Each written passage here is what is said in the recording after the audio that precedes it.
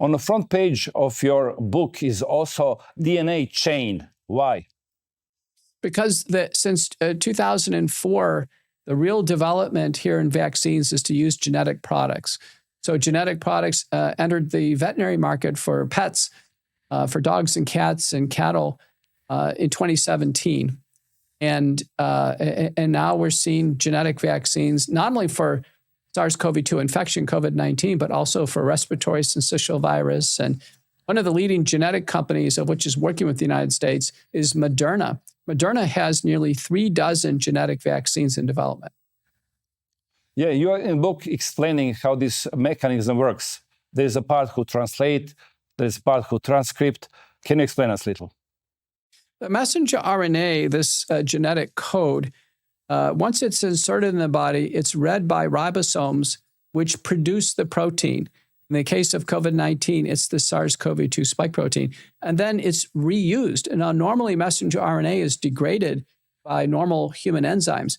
But Pfizer and Moderna is made permanent and synthetic by a process called pseudouridination.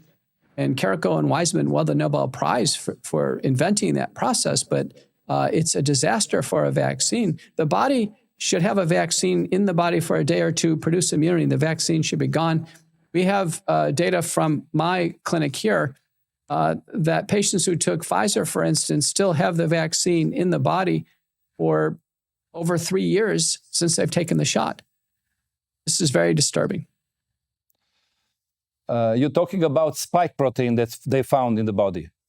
No, we found the messenger RNA for Pfizer and the spike protein exactly 3.2 years after the shots in the blood. That means insertion happened, because that was very big question from the start.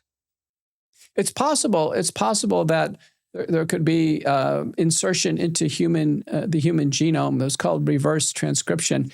But in the published study we have of our cancer patient, it was only 20 base pairs out of the 1,200 base pairs in the genetic code.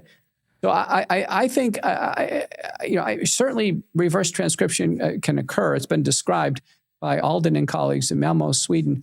But I think what we're seeing, the major reason why people are sick is because they can't get rid of the genetic code. It's permanent and it's just being passed from cell to cell and used over and over again. What this can have a long-term consequences? Well, there are now papers published suggesting it's going to shorten lifespan.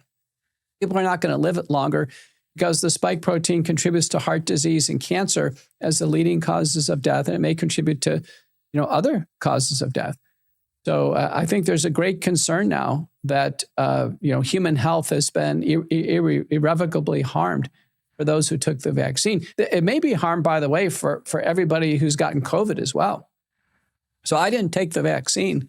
I'm in the 19% in America who didn't take the vaccine, but maybe the spike protein from the infection itself may be harming, the health of people who had the infection, which is just about everybody.